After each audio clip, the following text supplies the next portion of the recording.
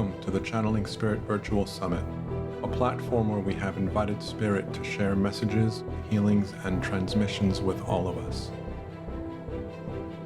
May this energetic experience help us to expand our awareness and to deepen the relationship we have with our higher self, our spiritual team, and with Source, however we define them. Thank you for being here and for taking part in this amazing journey.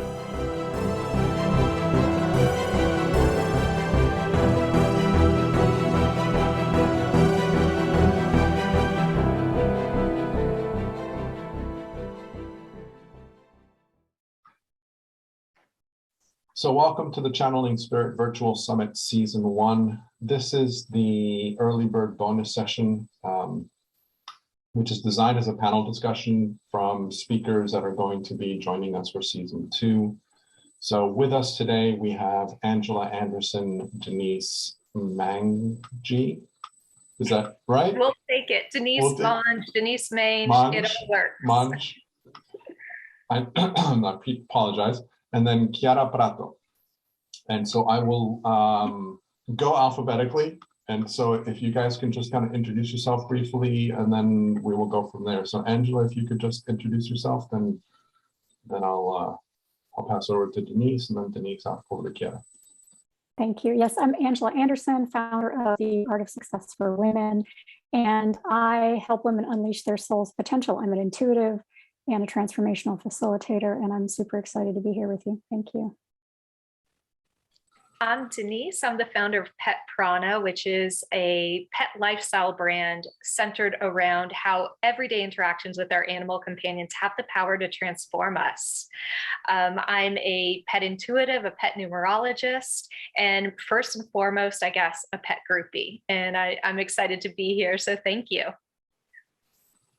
I am Chiara. I am a life alignment practitioner, and I recently started channeling, which is what I will do in our session. And let's see what's happening. Beautiful. And so I'm interested in, again, given that this is a virtual summit around channeling spirit, I'm curious if you guys can talk to me about how you utilize channeling within your work. Denise, I know that when you're working with animals, you're channeling their messages directly. And I'm curious, within your work with animals, how often the higher self or the spirit team comes in to help out as well? Mm-hmm.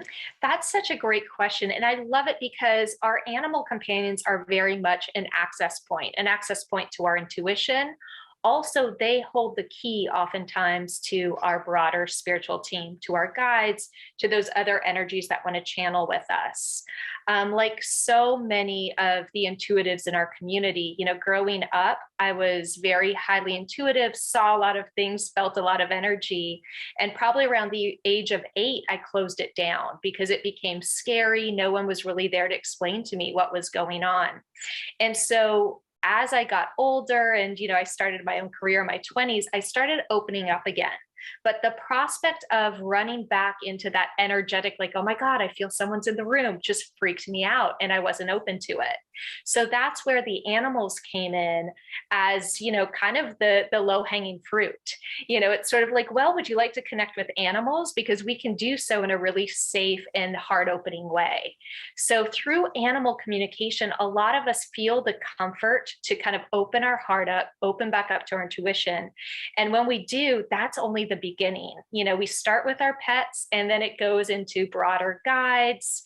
It might be angelic beings or fairies or whatever's the next thing you feel comfortable with. And lo and behold, next thing you know, you're connecting with galactic energy.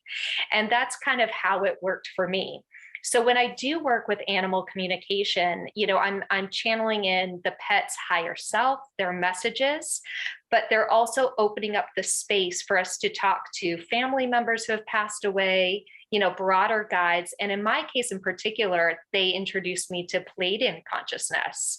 And it was through the Pleiadians that I downloaded an entire roadmap to how our pets' behaviors sync up with our chakras and the themes associated with each, and how they represent and can mirror back bigger blockages in our lives. So for me, channeling through animals has really been a way to open our heart to access all of the universal consciousness available to us. That's beautiful. And Angela, I know that you work mostly with women in kind of a business or entrepreneurial environment, but within your work, how does channeling play with what you do? Yeah, I mean, every session has a channeling component to it.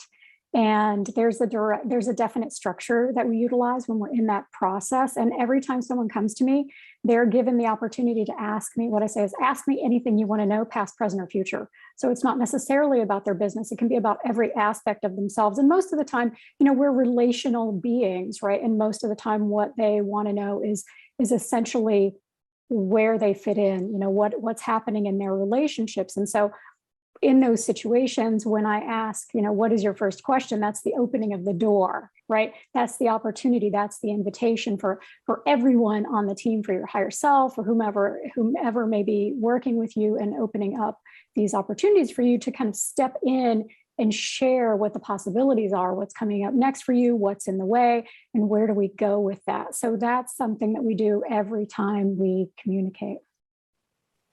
Beautiful. And for me, it's a little bit different, because in life alignment, usually in the balance, you theoretically, you don't channel it. But the thing is, we use the pendulum, and we use a sort of clue during the balance, and they tell a story. And what happens is your brain collect the dot. And sometimes you don't have the answer, they just simply arrive. What happened to me is I realize I channel a lot when I giving answer, for example, to the student. They asked me a question, which basically start with me starting panicking because I have no idea what I'm going to say. And I start, and the answer arrive with perfect sense and perfect meaning that I didn't add before. So that happened. And while I'm channeling, well, I'm still figuring it out. So I am still learning about that. Beautiful. And so this is an open invitation to all three of you, given that this is a platform for Spirit to share their messages. If any member of your team prompts you with something that they want to share, something they want to add, please, happy to go in whatever direction they want us to go in. And so that's just an open invitation for your team to interact with us as well, however it is that they do that through you. Chiara, do you want to take a moment to go into your space, and so we can introduce someone to come through you? Let's see.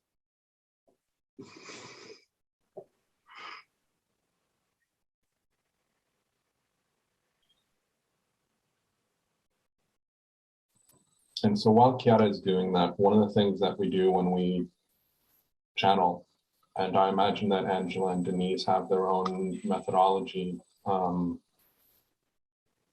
but when Chiara and I are practicing together, what we always do is we always set an intention. And it's partly kind of I don't want to say it's a protection, but it's kind of setting a space for what we are allowing to communicate with us and what we are looking for. I oftentimes will utilize a very simple induction or intention of inviting the love and light of the divine to be with us, to join us, hold the space, allowing our angels, masters, guides, and loved ones to show us the way. I invite the beings of light and the healers to help us create and maintain a safe and sacred space.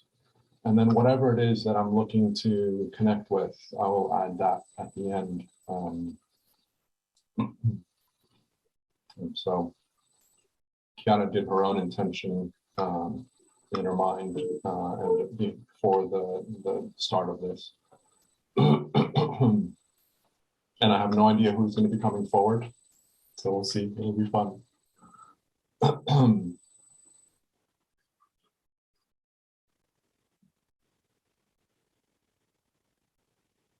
Denise, there's a couple animals in my family. If you start picking up from them, my sister has a couple dogs. Not to make this about me, but I know that you work a lot with animals and that they kind of help to connect dots. So if for whatever the reason there's something that you pick up from them, feel free to. Great.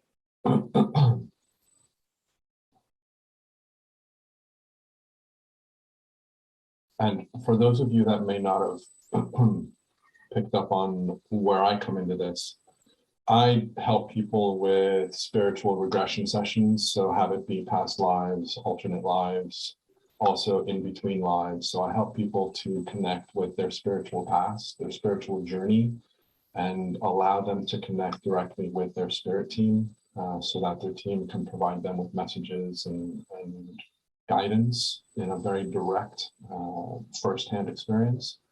And then I'm also learning to channel myself. I do a conscious channeling where I'm not going into as deep of a trance state, which is something that I'm hoping to learn to do. So my channeling is more kind of superficial. And again, I will, if I start feeling something shared, I will make it clear that that did not come from me.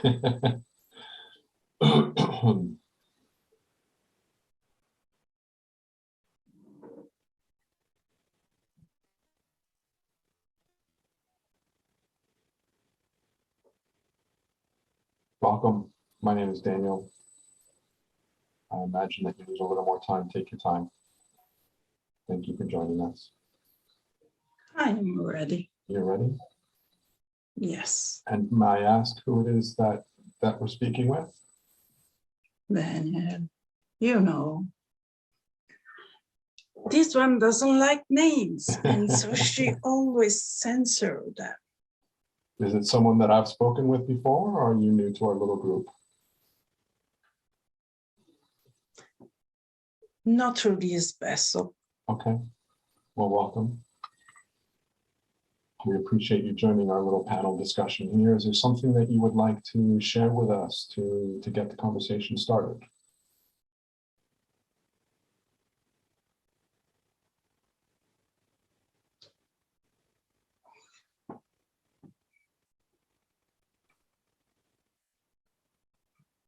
Well, welcome. And I can start saying that the job you are going to do is going to help a lot of people. Not because the word that are shared, but because the feeling that they will create and generate in the world. It's going to be a ripple effect of love, where usually there is fear. The process is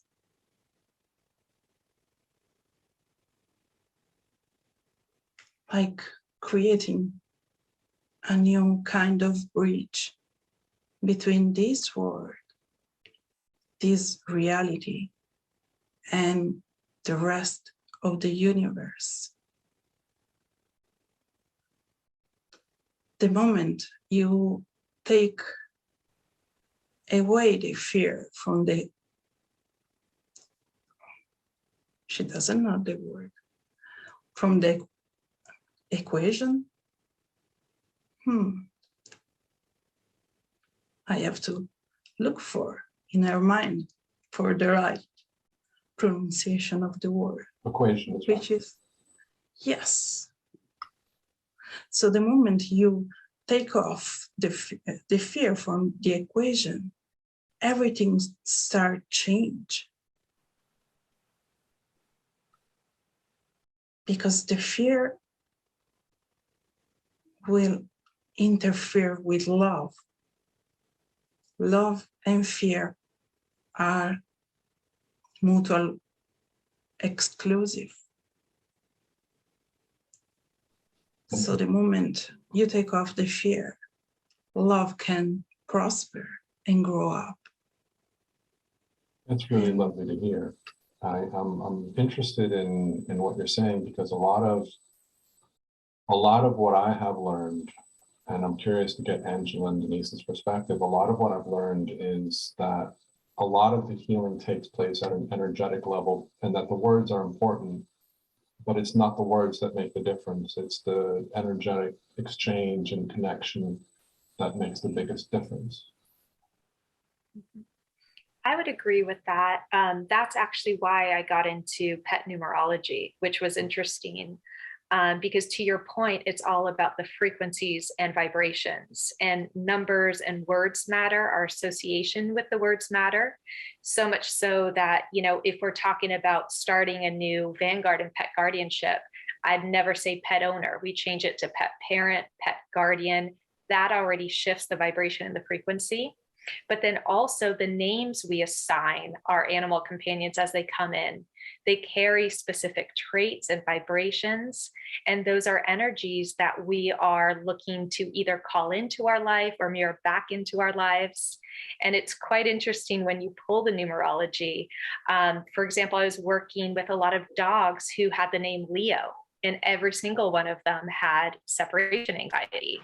And so when I pulled together the numerology and the vibrations of the spelling of that name, it supported that. So I love that every experience, every blockage that we might face comes down to identifying the frequency and the vibration.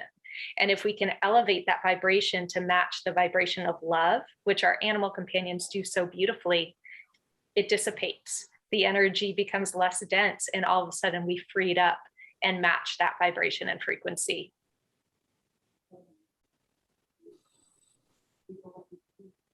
And I'll also add just quickly, if it's okay, to something that Denise just said, which is that it's also about continuing that vibration. Like, whether I don't work directly with pets, most of the time I have sometimes requests for that, but primarily with people. And so when they're in a session, or when people are coming to do this really deep work of transformation, it's about accessing the vibration, which we can do during a session, but then it's also about giving people the tools to continue to express that vibration and not fall back into the old habits and patterns of the lower frequencies.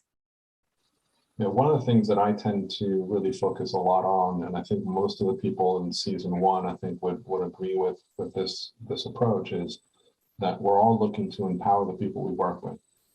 That is a big part of what we do. So it's not necessarily, you know, it's not necessarily about the work that I do, and it's more about assisting the people that I work with to connect with their own power, to connect with their own team, with their own methodology, with their own approach, so that they can embody their true essence more easily, and to connect with the energy of life more easily, so that the journey that they're living ends up being more graceful, easier, more richer, and with less resistance and with less struggle. And so I think that's something that we all do in our own way. And that's so beautifully put, because none of us can hold a high vibration for everyone we work with. We're just not built that way. And so I love how, you know, our pets and also even animals in the wild, they hold high vibrations for us so that we can match them. You know, when we're with our animal companions and we're in that joyful moment, our energy rises to meet their vibration. And so whether it's with your individual pet, or if you don't have a pet, it's connecting with the squirrels outside, or the pigeons in New York City, or whatever animal consciousness is in the wild, they hold a specific frequency and vibration that we're able to match, just like a pitchfork or a tuning fork. So that's the beauty of our animals, and helping us hold that vibration at a higher resonance, and almost serve as a litmus test. Are we vibrating at that level, or do we need to, you know, kind of attune our energy a little higher?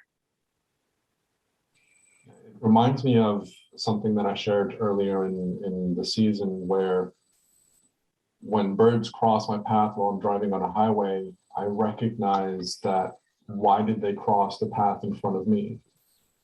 Why didn't they do it after I passed? Or why didn't they do it, well before I got there? They chose to cross that path in front of me. And so that's a reminder for me to connect with the energy of life. It reminds me of the fact that we're all interconnected. And so I use that as a reminder to kind of allow myself to expand my awareness, even if it's just momentarily, as a gratitude for that connection with that quote unquote wild animal. But I love that invitation to allow ourselves to resonate at a different level when we are exposed to these situations. And so I want to go back to my friend who, I don't have a name that we can use to address you, but if there's something else that you would like to add to this conversation, please. Just ask the question.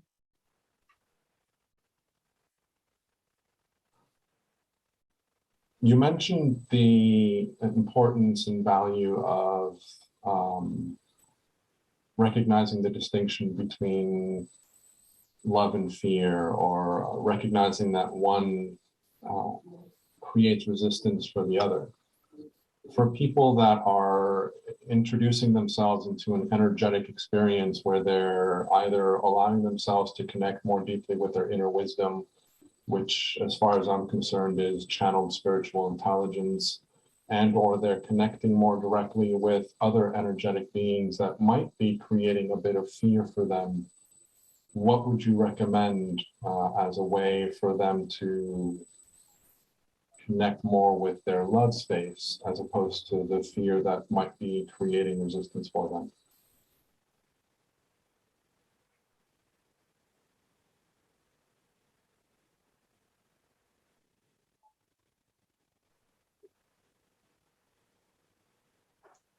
The first part is done consciously, setting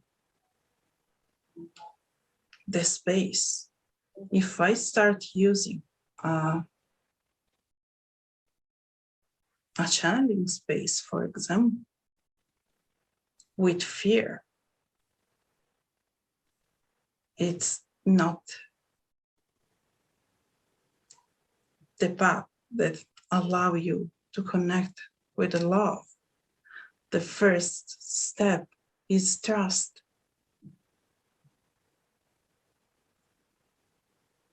Then the energetic work, healing or channeling or whatever you want to start and work with, set the foundation with trust. There you can build on.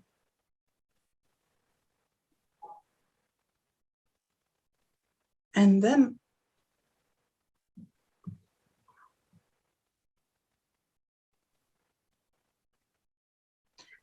then you let your heart have the connection with love, because they speak the same language. The vibration of your heart can call and connect to the love, universal love.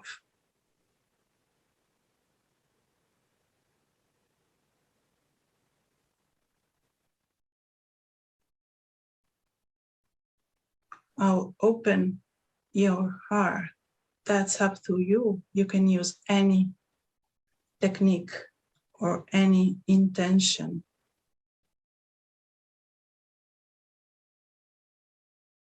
That's create the field, the vortex, the code that connect to the universal love, the unconditional love.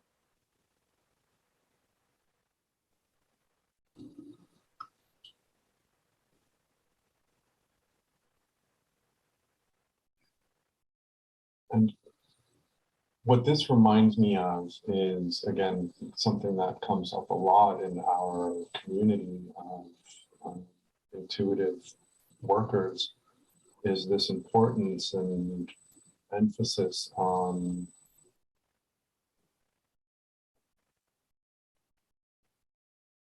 learning how to connect with our heart space, which is something that I've put a lot of resistance around for personal reasons.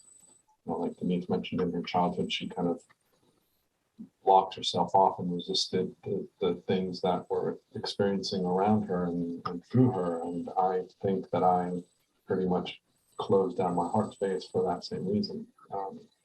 And so it's been a journey of learning how to connect with that space.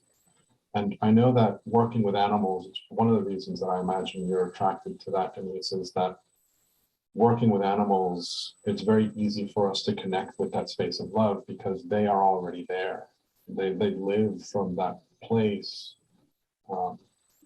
much more easily than we do. And so we can utilize that relationship very easily. Mm-hmm. I would agree. I think that, of course, the unconditional love that our animals, share with us, whether our pets or animals in the wild, it just jolts us right into a place of joy, innocence, and love and purity. They are some of the most intimate, honest relationships in our lives. They've seen us when at our most vulnerable, at our most joyful, and there's no need to hold up pretenses. And we don't have the intense dynamics that we tend to have with other humans in our lives, whether it's family, friends, loved ones. But I think, one thing that really jumped out that our animals help us with is that trust, which our friend shared here. You can't have love without the foundation of trust. And in my experience, it's trusting our own voice, trusting our inner guidance, our own voice to step up for ourselves and protect our own boundaries. And our animal companions help us in the most loving ways build that trust in our own voices. And it comes from, everyday interactions with working with them on different obedience commands. And, if I ask you to sit, are you going to do it? And if I ask you to sit, but energetically, I'm not present, you're not going to do it. You're going to call me out. But if my mind, body, energy, and voice is asking you to sit, then I know that you're going to do it. I trust that happens. So our animal companions help us with the unconditional love, but also trusting our own voice, our instincts, and our intuitions, because they also turn us into instant parents. And we get an opportunity to trust our voice and our gut as parents, because nobody knows your animal companion like you do. The same way a mother knows her child, or at least should know their child. It's working through those maternal, paternal relationships, getting to go through parental and childhood experiences in new shoes from a different perspective. So I love that our friend brought up trust as the key to opening up to love, unconditional love of ourselves, of others, and kind of moving away from fear. Yeah, beautiful. And Angela, given the work that you do and the environment in which the people are approaching you, how often or how do you integrate this idea of trust and love within themselves as an impetus for them to find their own way?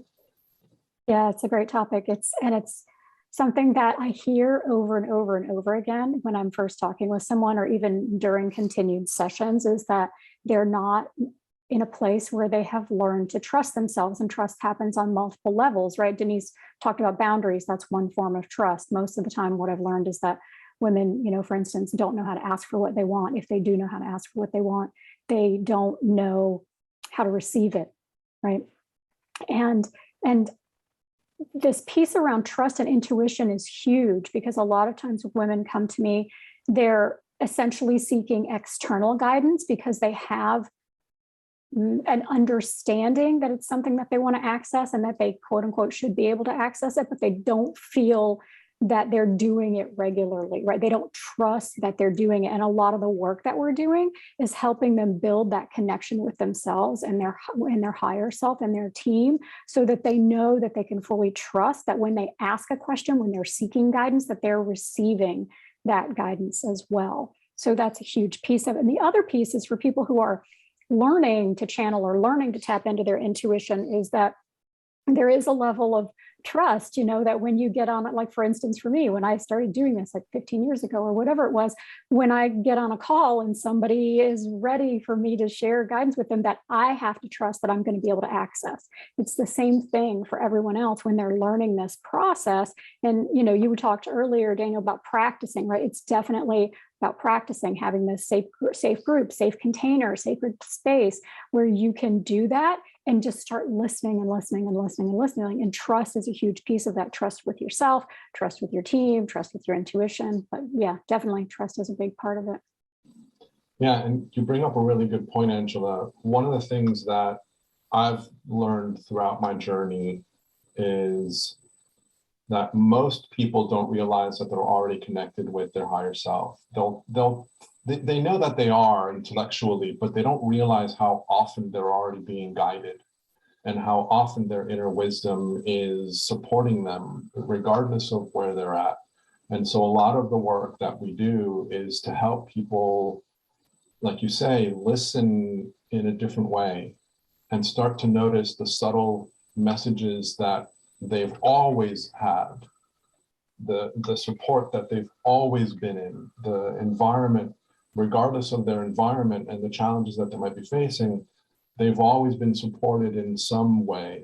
And it's kind of helping them to recognize those in their past so that they can become more aware of them in their present, and so that they can invite more of them in their future. And so I think that that's a big part of the journey, is to help people recognize that they already are connected.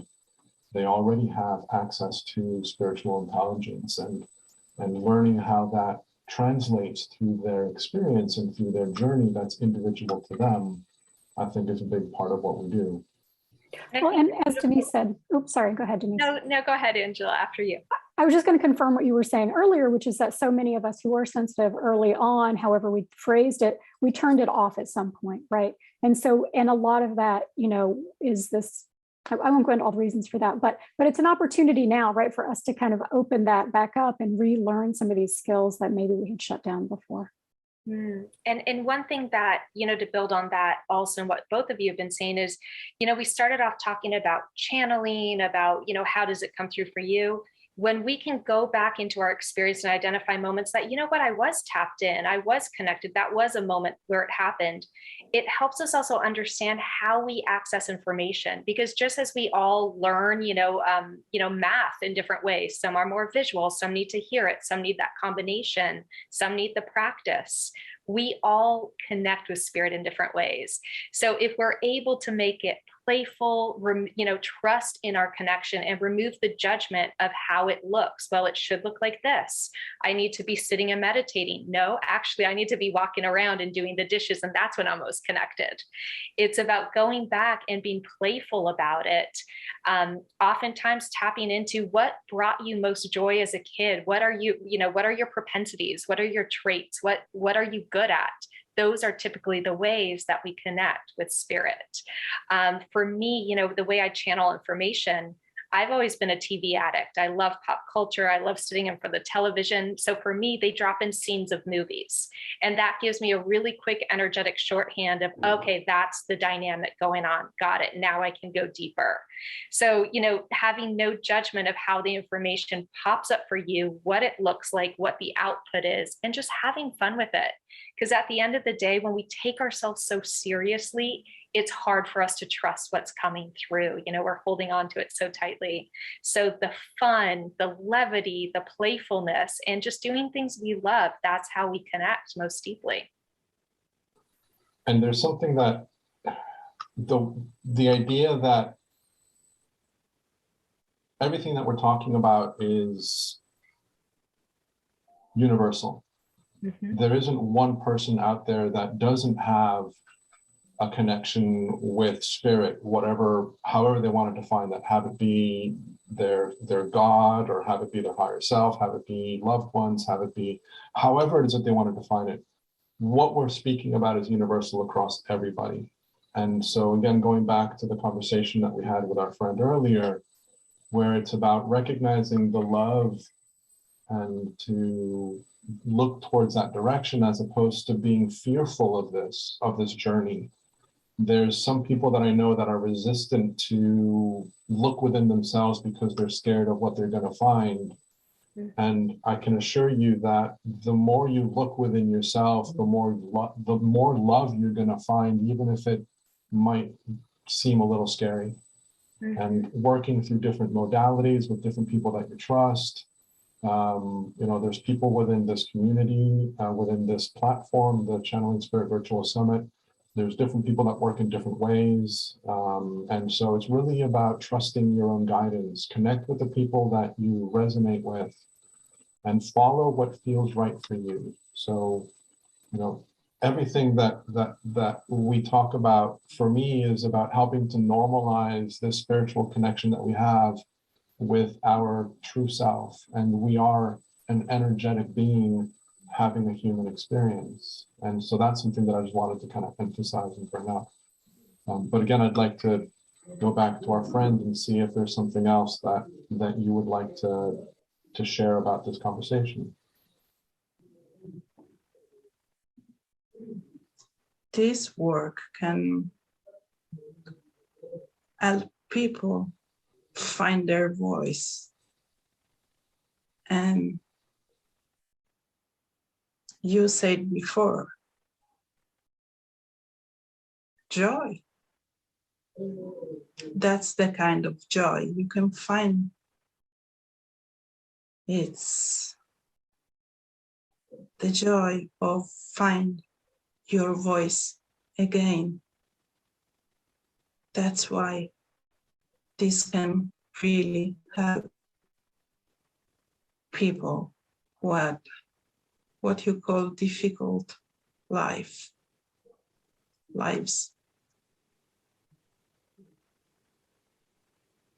And yes, do not take this too seriously. This is really important.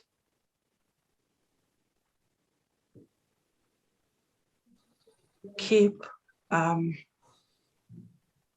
joyful environment, because the universe is joyful.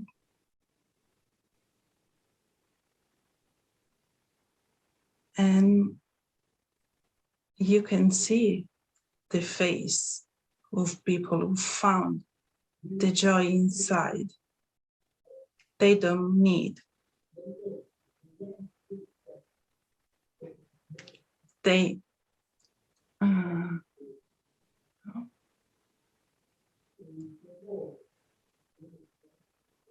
They don't need to use the joy that come from the outside, but they can utilize the joy that come from within, which help to overcome every difficult. When we say laugh, when we say dance, when we say have fun, it's a way to reconnect with the inner joy you have.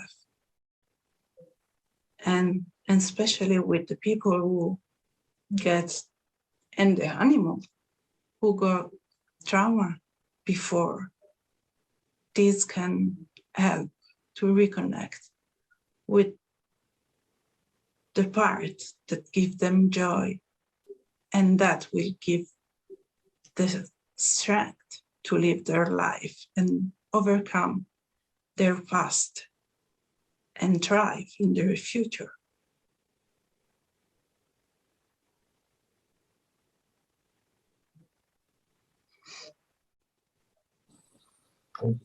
Beautiful. So that's really nice reminder. I mean, one of the things that we get reminded about time and time again, and Denise, thank you for bringing this up, is this idea of joy. And for me, joy is a very difficult word because of my personality, because of my experiences, joy is not something that I relate to very easily. I can tell that I am living a peaceful life. And so I oftentimes associate being at peace within my life with what others would refer to as joy. And so I just want to bring that up because I know that a lot of people have a hard time with this. Joy is such an extreme, we associate joy to being such an extreme experience that many of us don't know how to connect with that. And the reminder that I've been given throughout my own journey is notice the small little things that you enjoy. And so enjoying what you do is joy. Enjoying the bird that comes and sits next to the branch on my window, when I enjoy that, I am connecting with the joy that's within me. And the more that I start to recognize these small little moments of enjoyment within my life, however tiny that might be, however insignificant they might seem, I'm programming my attention to focus and to recognize that more and more. And so I start to pay more and more of attention to the things that I enjoy doing. And as I enjoy those more and more, then that shifts my vibration, it shifts my experience, it shifts my relationship to the environment around me. And so there's an element of recognizing the awareness that we have of how the system of life works, but there's also an element of just noticing that life is joyful, even in its traumas and its tragedies and its disasters. We can still recognize moments of love and of joy and of appreciation and gratitude. And as we allow ourselves to pay more and more attention to those accumulate and those expand and it invites more of the same. And so I think that that's a beautiful reminder. And it kind of gets us back to how we started this conversation, right? With frequency and vibration. If we think of our favorite song, whether it's a love song or whatever, there's a melody, right? It's not a single note being hit the entire time. There's the ups, the downs, the crescendos.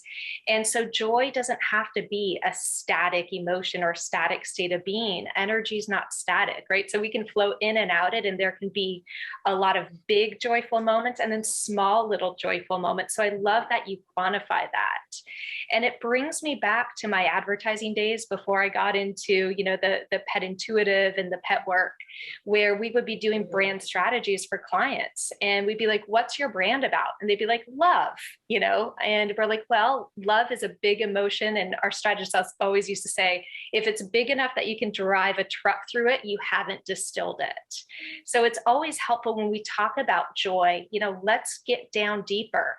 If we're looking at love, there's unconditional love, there's familial love, there's romantic love, there's eternal love, there's fleeting love, there's puppy love. Which is it? So when we can kind of think about that vibration of joy or playfulness and then keep distilling it to very specific frequencies, then we can relate and hold that vibration more easily and have it more personally relate to us.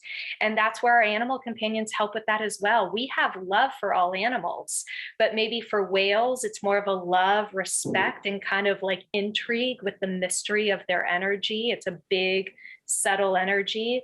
Whereas our love for, squirrels, it's more, mischievous, more fun, more fleeting, more active, more humorous. So if we can go back to the frequency of joy and tap into, which vibrations in particular are we talking about, then we can get to know ourselves better and know what that access point is that helps us open up to our connection to the universe. It's not joy. I might feel most connected when I'm laughing or when I am pondering deep mysteries of the universe. It's about finding your frequency of joy and going with it.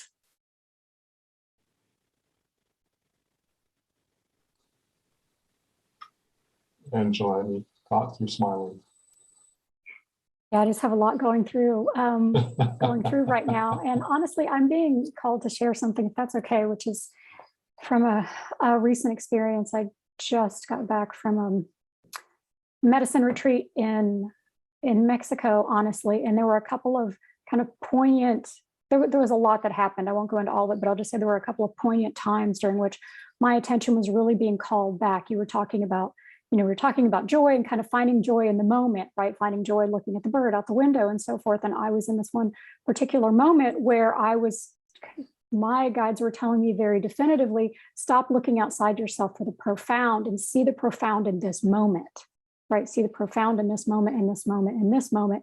And another period of time during which I was told very specifically, and this is, I'm hearing to share this with you now for everyone, which is that, you know, essentially, sometimes we're, especially those of us who are seekers, right? We're looking outside ourselves. We think that there's something greater, there's something else we need to learn, there's something else, you know, that we don't have a grasp on yet. There's some greater consciousness that we need to, like, how do we hold on to that? How do we access that?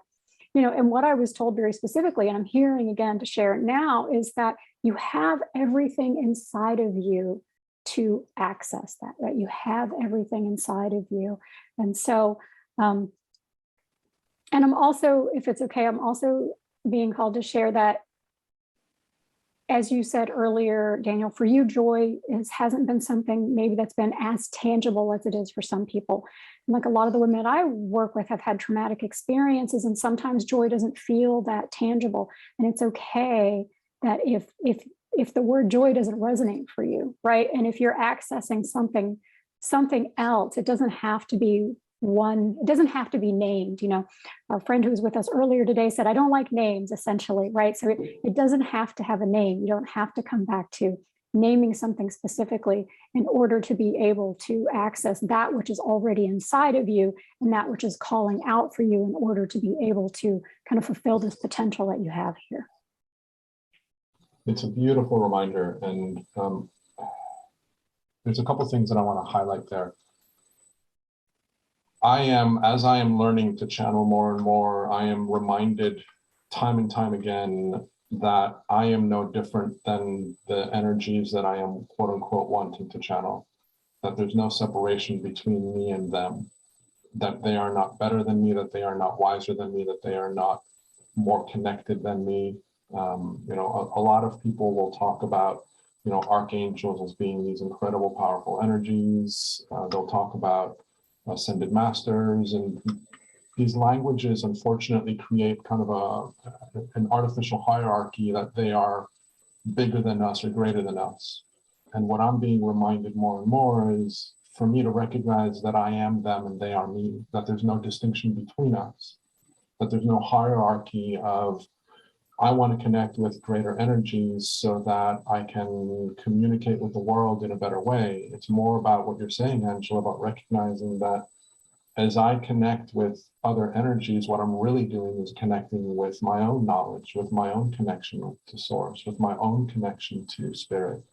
And it's me that already has this knowledge and already has this wisdom. I already am, you know, I just recently I was talking with Chiara, and everybody has this, like, everybody's heard the idea that you're a drop in the ocean. And if you're a drop in the ocean, you are the ocean. And what I've been looking more towards, and the language that came through when I was channeling, was looking at it slightly differently. You are the ocean in the drop. And there's a huge distinction when you start to recognize, when you start looking at your life as I am the ocean in the drop. It's a very different perspective and point of view that shifts our energetic experience than if I'm looking at it as I'm a tiny little drop in this huge vast ocean. And it's really hard for me to identify my own power when I'm metaphorically saying I'm a tiny little drop. I'm just a drop of sand in a universe. No, you are the universe in that drop of sand. You know, you are a universe in that little piece of sand. You are the universe in the drop of water. And so it's just that shift in recognizing the subtlety in language for me is really important, because it helps us to shift the perspective that we have.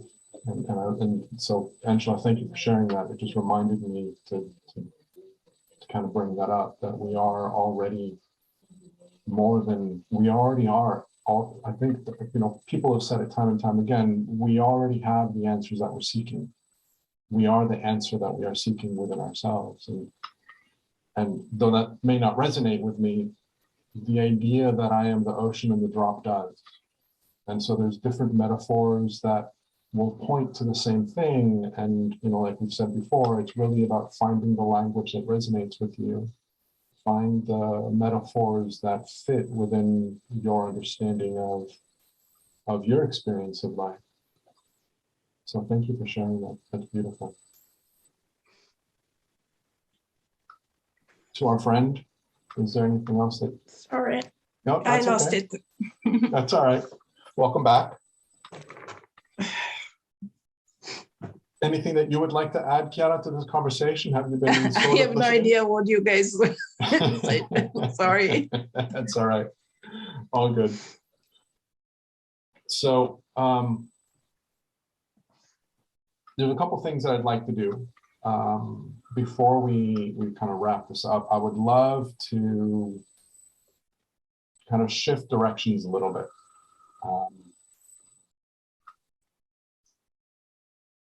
I normally invite people to share something that they are called to share, have it be something related to a conversation that we've had or something that's fresh and new that just feels like it's appropriate for you to share. And so I'd love to give you all something, that opportunity to say something that you would like to add. And then of course we can have a little conversation about it and then go from there. So anybody have something that they would like to add or share to this conversation that might be new and fresh that we haven't already talked about, or as a reminder of something that we have shared? One thing that that I was hearing or being reminded of as you were talking about, you know, these different metaphors and how we are what we seek is the way it's interesting because the animals have brought true for me shape-shifting a lot lately, and how it's a tool that as humans we have the ability to do. We've been doing for millennia. It's been represented across different centuries and cultures in different ways, sometimes very literally with depictions of half human, half animal hybrids. But this whole notion of shape-shifting matches very beautiful to what you were saying. There is no hierarchy of energy. There's just different frequencies. And the way that they kind of described it is if you think of the 7 notes, right? Do, re, mi, fa, sol, la, ti, do, I think they are. No one is better than the other. They're just different frequencies. And as we shape-shift our energy, as we attune to them, it's just like learning how to sing. You know, how do you match that pitch? And for some of us, it comes incredibly easily. For me, who's tone deaf and was like the lead singer of a garage band in the 90s, thank God, you know, it's difficult. I really need to listen and try to kind of practice and practice and practice. But that truly is what's available to us. The entire musical scale and beyond is available to us. It's just about matching our tone, matching that frequency. And that's where the animal companions help us do that so beautifully. They hold different traits, very distinct traits and embodiments from species to species, and we get to tap into that. And then when we're done with that scale, we get to tap into different ones like angelic notes or galactic notes. So it's really about playing and that true understanding, like you said, it's just a matter of frequency. No one's higher, bigger, more expansive than the other. It's just, you know, where can you vibrate? Where can you match that pitch?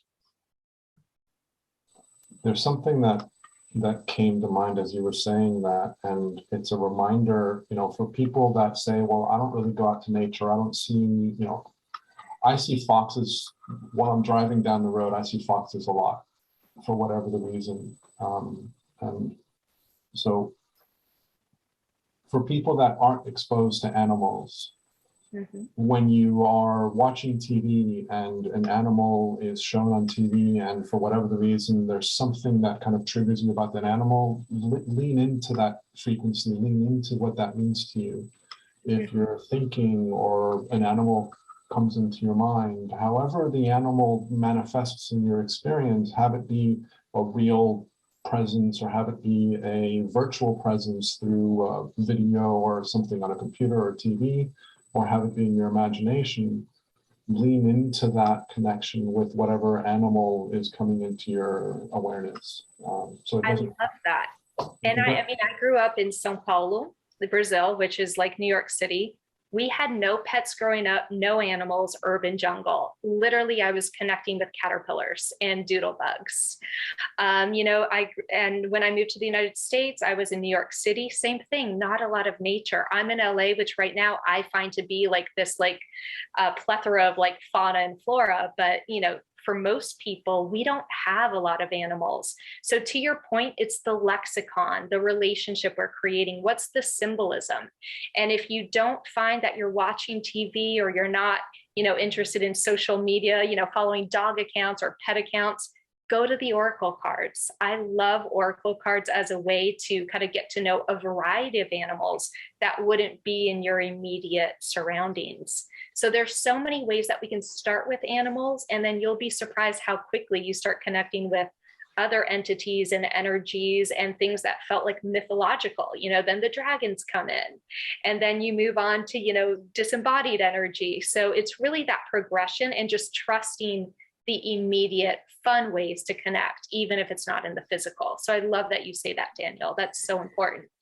And there's something that I'm being reminded of. I, many years ago, did an exercise, kind of a meditation, where I was invited to connect with an animal spirit. And it was really nothing more than that. It wasn't a big, complicated meditation. It was really just close my eyes, take a few deep breaths, and just allow an animal spirit to come into my awareness, and whatever that animal spirit was. And so this doesn't have to be anything difficult or mythological or complex. It's just literally take a deep breath, allow yourself to be present, and invite whatever energies come into your awareness. And if, as I've said in other conversations during this season, your relationship with that animal is what makes the biggest difference. So for me, a wolf has always been very powerful. But my connection with wolves, sorry, I'm feeling a lot of emotion as I say that. My connection with wolves has always had a lot of love and a lot of power. So for me, it was no surprise that what came to me was a wolf. What shocked me in that exercise was that as soon as the wolf went away from my awareness, I had a grizzly bear come into my awareness. And I had no historical reference to bears. And then after the bear went away, I had a golden eagle come into my awareness. And again, I had no reference to eagles as a reference. And so for me, they became my power spirits. And they all represent different things for me, and I hold them. I mean, I've got my bear here. I've got. Can I do this? Let me switch cameras. I don't know why I'm interested in doing this, but nonetheless, how we connect with energies. I have a fox over here. Yeah, I've got a little fox. This is the listen bear. I've got a golden eagle that I got over here, and I've got a wolf over here. And so these are soft toys. And I don't remember if it was a conversation that I heard you speaking about, Denise, about the value and reference that we can give to soft toys as a way of connecting with the animal energies. Mm-hmm. And it's beautiful because some of us, the plush toys work well to remind us. We hold them, we can look at them. For some of us, we might think of bear and we just might think of the color pink, that mama bear, the softness. So for me, bear might be pink. For others, it might be the sound, the roar of the bear, the rustling in the forest. So it just goes back to understanding how we most beautifully tap into the frequency of each animal, whether visually, physically, through visualization, through sound, through associations. And your lexicon of what bear means to you might be very different what it means to me. And a stuffed bear might feel very different than a big wooden, powerful bear. And so that's the fun part, is just building the relationship. And there's no wrong answer. It's truly building that lexicon with the universe so that if they need to drop in soft cuddliness, they know what visual to plop in front of you. If they're telling you, all right, you need to have some healing, it might be a visual of a snake that comes through in your mind. It's just giving the universe different ways and symbols and cues to communicate with you. It's advertising, via the universe, which I love. In life alignment, we use this bear that's called the listen bear, and is the thing we give to children since life alignment need a certain emotional maturity to be processed. We usually don't use it on children. So we do the process giving the bear to the child so that he can express their feeling. There is a card inside that help the flow of talking, and this is a way to connect the child to the trust. We spoke about trust, to the trust that a bear can protect him. So there is this connection with you can express your feeling in a safe space because the bear is protecting you. And this is very Beautiful. Thank you for bringing that up, Denise. Angela, is there anything that you would like to finish with or add? So yeah, so there are a couple of things coming up, and honestly, I have a question. I think I have a question for Denise that's, and I may not be able to articulate this well. I'm hearing to share one thing, but I also have this question I want to ask Denise, so I'll go with that right now, which is that you talked earlier about people on social media and so forth, and I'm curious for you, like we have a lot of strife and conflict just kind of generally in the population, right? And then there's an attraction for certain kinds of videos, for instance, puppies and kittens and that kind of thing. And can you talk about maybe, I don't know if it's a cohesiveness, I don't know if it's a frequency. I mean, so what do you see as a possibility of coming, what comes out of kind of a collective having that kind of experience, shared experience?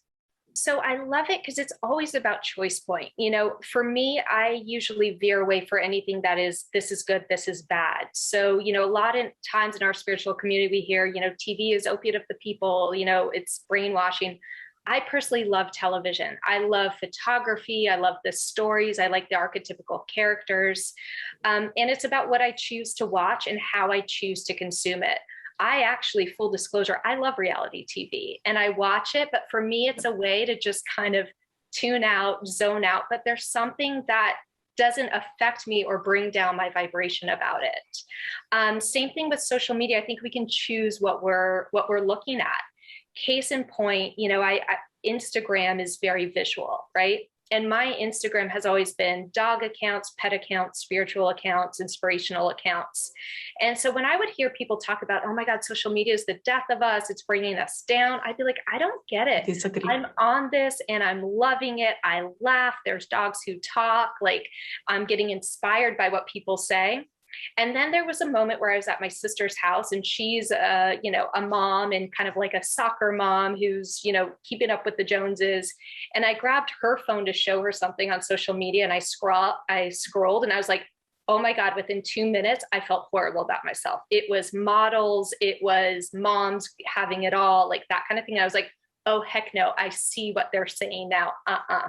So I think, you know, social media, TV, it's just like anything. It's just like being out in the world. You know, we all have choices about how we consume and perceive things and what we allow into our experience and what we allow to influence us. So to me, social media and TV is no different than real life. You know, if there's someone in a group of people that I don't resonate with, I'm just going to stay away from them. But it doesn't mean people are bad or groups are bad. So I don't know if that answers the question, but that's kind of my perception. Thanks. Yeah, I think my curiosity was about, do you see that the videos of like the really positive videos about animals, do they bring people together in some particular way? Do they help them, you know, have a shared vision? Do they bring joy? Yeah, I think they raise the vibration, to your point. And also for a lot of us who don't have animal companions, I don't have a pet, for example. I'm a dog trainer, I'm a pet intuitive. I don't have a pet of my own. You know, so for me, I feel connected in a lot of these pet accounts. It's the same pet and you see their experience throughout the day and what they're doing. And you just almost build that relationship. So it's like having a long distance friend sometimes. So the same way that negative content might bring a group of people's vibration down, I absolutely do believe that so many of these amazing uplifting content creates community, raises vibration, and also is a way, to hit on our conversation, a way for the universe to drop in messages. If I'm scrolling on social media and there's this particular message that the universe needs me to see, they know the accounts I'm on, so it can kind of pop up. Same thing with Google, with TV. I just find it super helpful. For me, media has always been a positive thing in my life. I add something. I fangirl like crazy, but in my fangirling, I met a lot of people that literally had their life saved by a TV show, by a character, me included. And I saw a lot of people that have strength by something that is on TV. I know from certain spirits that they give message to the song on the video on YouTube. You wonder why it's on your page. You never looking for that, and that's a message. So I agree with Denise. Social media can be the wonderful place. It's what you do with that. On my, I use Facebook, I use Twitter, I use Tumblr, I use Instagram. On my account, it's very rare that there is hate.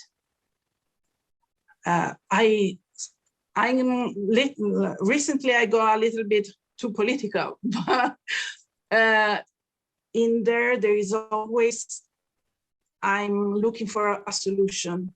I'm not going on hate. And that's for me it's a way to bring the change in the world. I cannot reach 20 people from USA in any other way. I have a lot of friends around the world. And this is the way you can grow and connect. And then it's like the media start to interact with you. And they create this big algorithm to focus on rage and bad feeling. But if you use the same algorithm to ask for other content, you receive other content, and they cannot do anything about that. If I look for the talking dog, I will receive the talking dog, and that's it. And I will receive other animal. I will receive other messages that are good for me and for my soul. There's a couple of things that I want to add to this conversation. Thank you, Angela, for bringing this up. In a conversation that I had with Spirit, they talked about how as we are evolving and shifting in our global community, one of the things that we are being invited to recognize is our diversity. And one of the ways in which they have implanted this into our consciousness is by utilizing videos of species that wouldn't normally have related to each other in the past, but have become friends. Like the dog that became friends with the duck.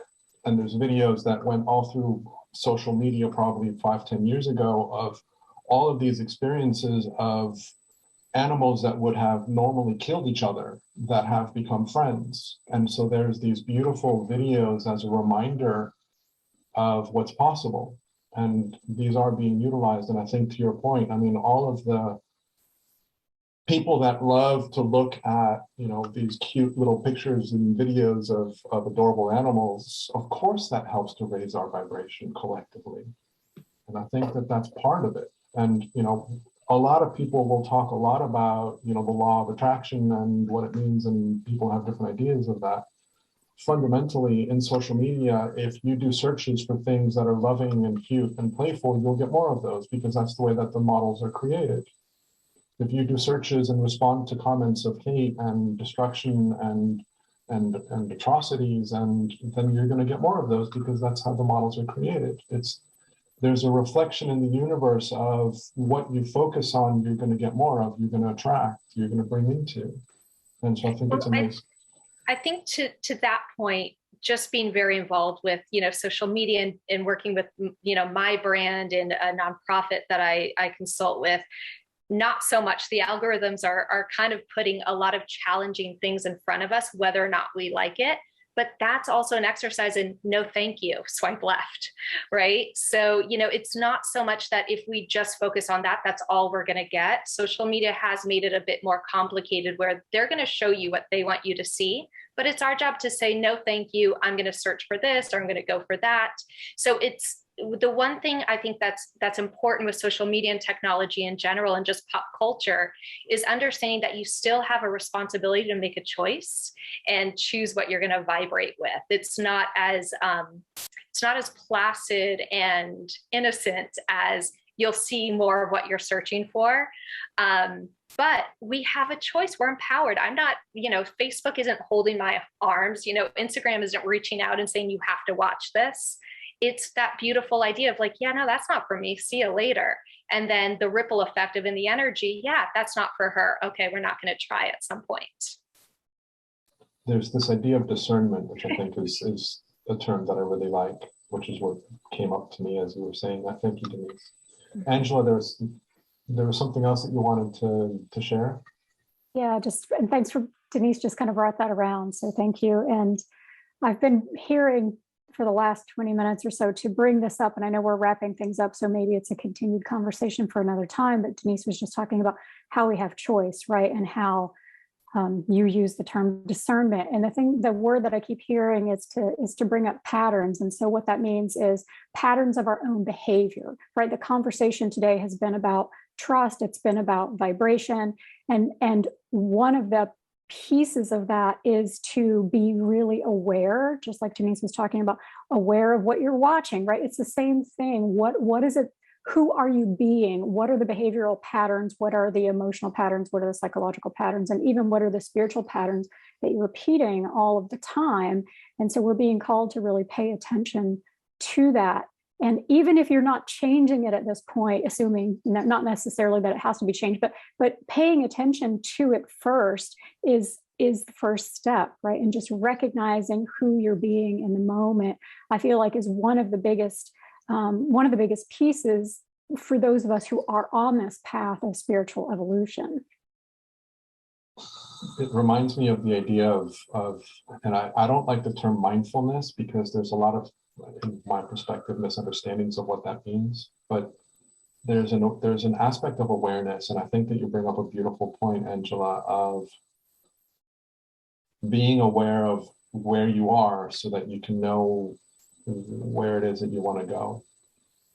And that's what I heard from what you were saying, is recognizing the patterns that we are living in, recognizing the patterns that we are attracted to in the moment.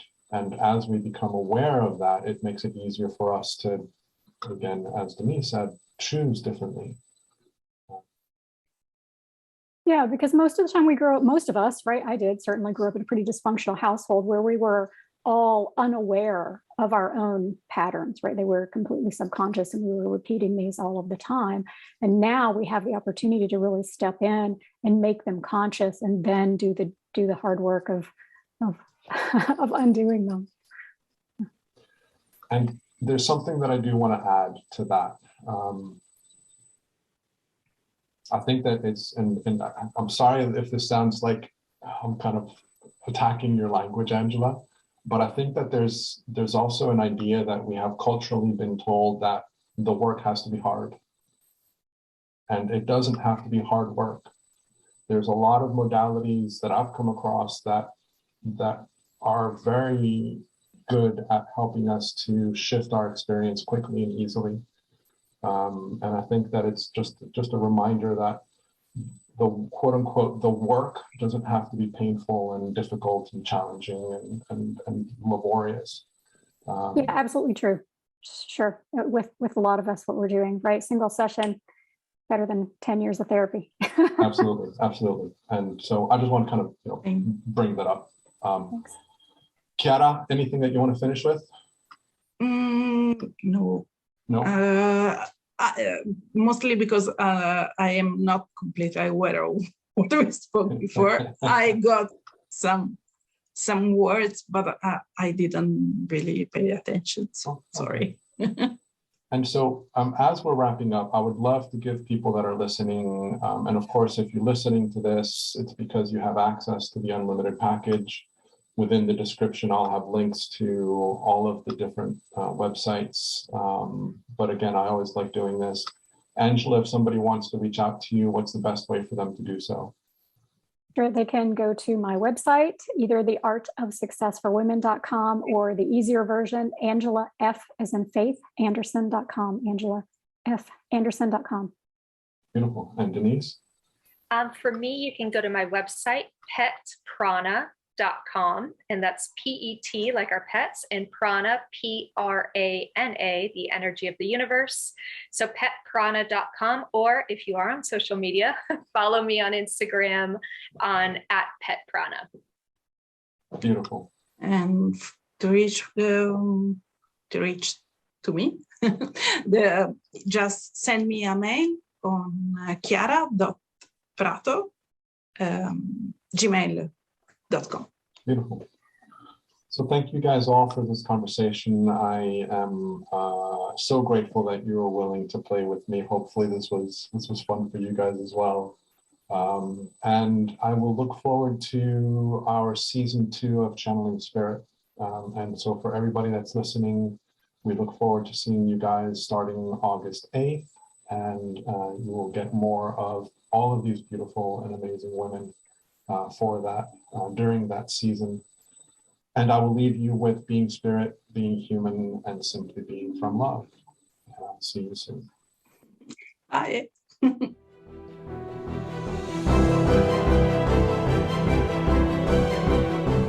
Thank you for being part of this incredible experience.